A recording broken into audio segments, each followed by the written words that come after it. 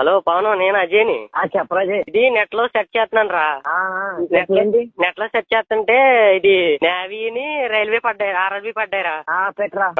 RRB గురించి తెలుసా నీకు? తెలియదు. ఏంటి చెప్పు, ఏంటి వర్క్ ఏంటి? వర్క్ ఏంటంటే ఏం లేదురా, ఇప్పుడు మనం ట్రైన్లు వెళ్తా ఉంటాయి కదా.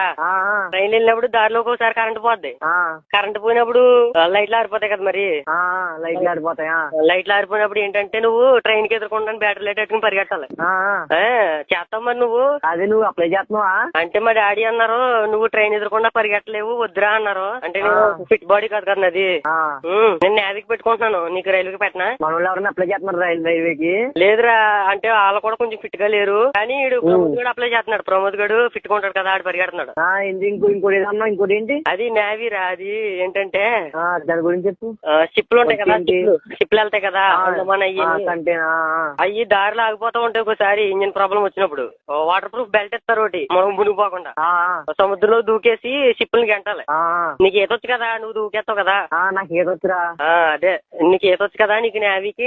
నాకు ఈతొచ్చు, నేను నేవీకి పెట్టుకుంటున్నాను. ఇంకేంటి పెట్టారా బాబు?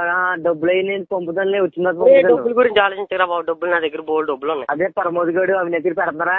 ప్రమోద్ గడు అవినీతి గడు వాళ్ళు రైల్వేకి పెట్టుకుంటున్నారు. ఫిట్ బాడీ కదా, పరిగెట్టగలరని. ఆర్ఆర్బీ పెడతారా? మరి నువ్వు నేను పరిగెట్టలేం కదా, కొంచెం ఫిట్ బాడీ పరిగెట్టలేనా? అదే